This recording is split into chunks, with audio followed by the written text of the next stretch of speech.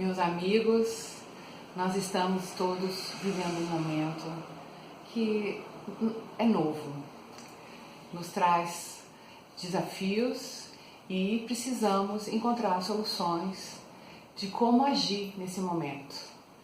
Então, um micro-organismo está fazendo com que nós mudemos os nossos hábitos. E isso acontece em vários níveis.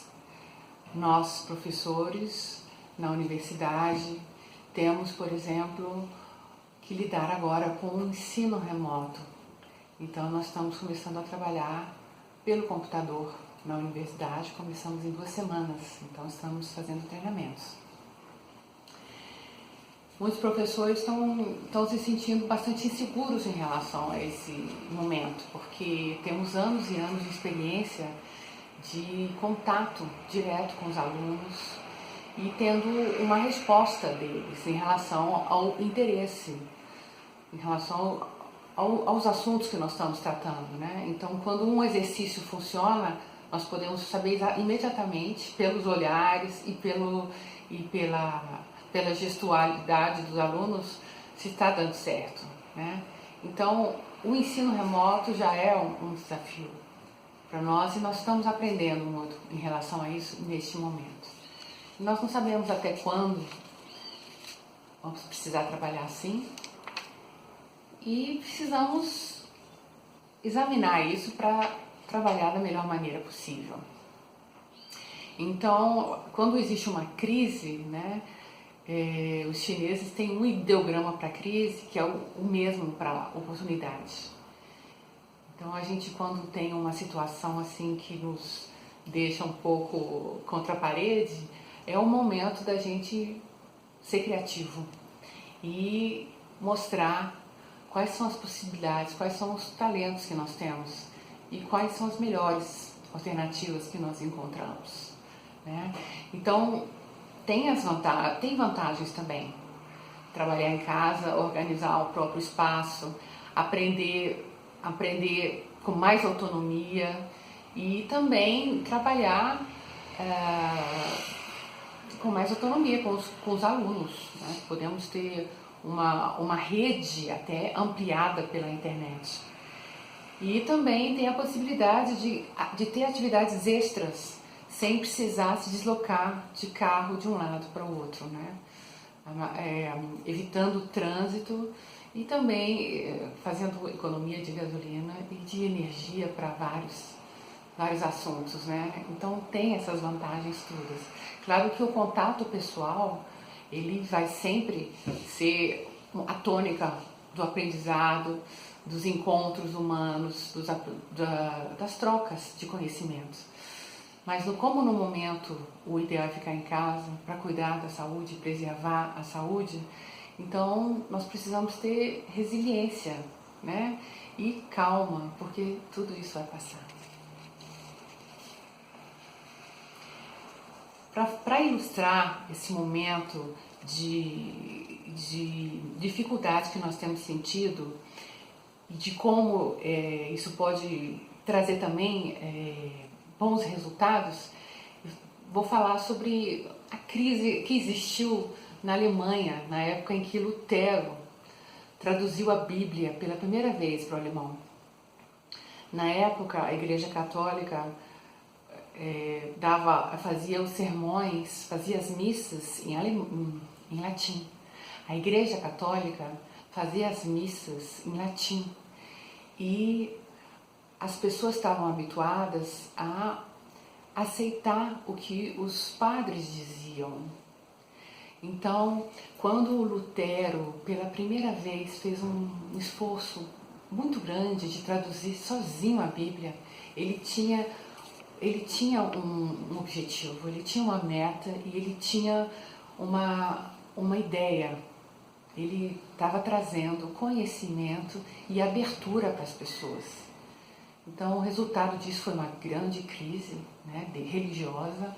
Houve guerras, muitas chacinas, morticínios. Mas hoje em dia, a Alemanha é um dos países onde mais se lê. Todas as pessoas têm um alto nível de instrução. E existe um nível de discussões muito alto, né? Inclusive dentro da política.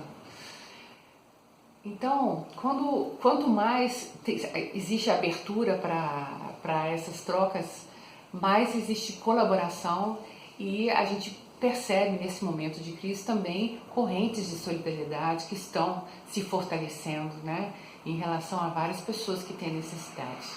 Então a gente pode utilizar a internet nesse momento como um fórum, como uma plataforma de aprendizado aberta e gratuita e fazer com que pessoas que têm muito conhecimento cheguem a nós e tragam a sua mensagem de uma maneira franca e direta, né? De uma maneira a interessar mais os estudantes, os jovens, né?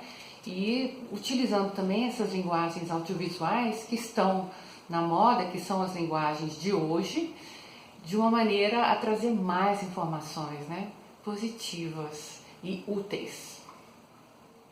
Então, tem várias coisas que nós não sabemos no momento, não sabemos até quando vai a quarentena, até quando nós precisamos esperar pela vacina, até quando precisaremos viver com os nossos hábitos delimitados por várias incertezas. Mas uma certeza nós temos, é que a tecnologia ela está fazendo cada vez mais parte da nossa vida e nós estamos cada vez mais íntimos dessa linguagem audiovisual, dessa linguagem que é mais pronta, mais rápida e mais imediata. Então a internet pode atuar como uma rede positiva em que une as pessoas numa energia do bem. Então a gente não sabe exatamente até quando esse vírus, né, esses cuidados que nós estamos tendo, né, vão estar em vigor, mas uma coisa é certa, é muito bom ter mais higiene e é muito bom utilizar a nossa criatividade para fortalecer os laços de solidariedade, de colaboração no nosso trabalho, com as pessoas que nós conhecemos e na nossa família, por exemplo, né? Então, assim, o maior desafio desse momento é a questão da aula por computador. Não é fácil você dar aula olhando para um computador sem saber como seus alunos estão reagindo ou como as pessoas que estão te ouvindo estão reagindo, como eu aqui nesse momento, né? Então, a gente precisa, assim, primeiramente se imbuir de um espírito nós precisamos primeiramente nos convencermos de que é um momento importante em que nós estamos aprendendo e que é melhor o feito do que o perfeito, né?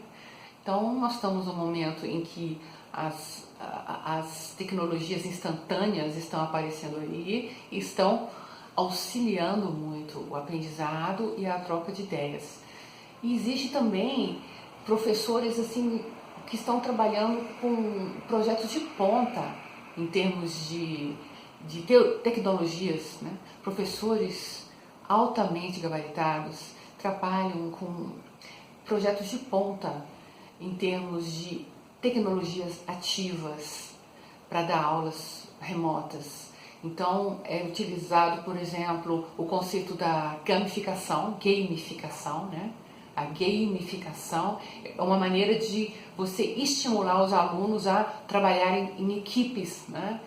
Então, existe, por exemplo, o Octalysis, que é muito conhecido, existe o método 300 do professor Fragelli.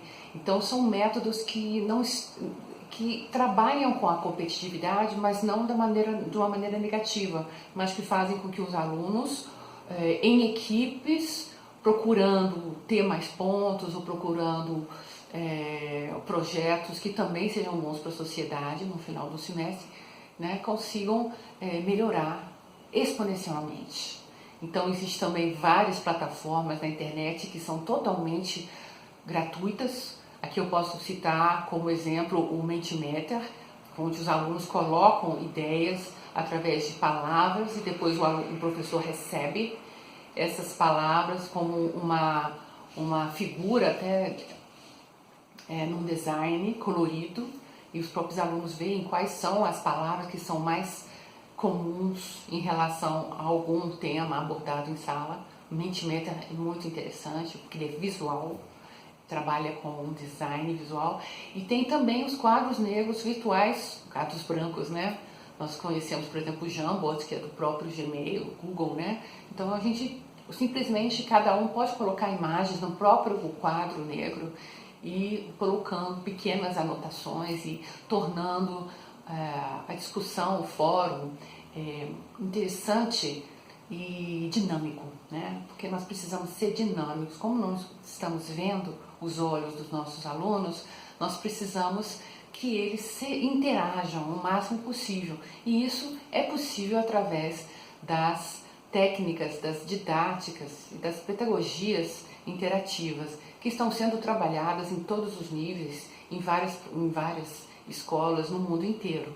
Aqui na UNB temos 2 professores excelentes, que são os professores Fragelli, né? O casal Thaís e Ricardo Fragelli, que fizeram um curso na Finatec, continuam trabalhando na Finatec, e eu tive essa honra de ter essa experiência trabalhando com eles. E os professores são assim excelentes, né? Até penso em talvez futuramente entrevistá-los. Então, é um prazer. Eu me chamo Manuela de Almeida Vasconcelos, sou nascida em Brasília, minha família é de pioneiros, e meu avô ele era um deputado, veio acompanhando Juscelino Kubitschek. Meu avô acompanhou Juscelino Kubitschek desde o início dessa aventura pela construção dessa nova cidade, enquanto Juscelino ainda era visto como uma pessoa não muito sã. Meu avô foi dos primeiros que o acompanharam nessa empreitada, e eu tenho orgulho disso. Eu tenho satisfação de dizer que a minha família foi das primeiras a se instalarem nessa cidade quando só havia poeira, e nós estamos aqui. Eu cresci nessa cidade e sempre aprendi muitas coisas em Brasília. Viajei muito e continuo viajando nos conhecimentos agora em casa.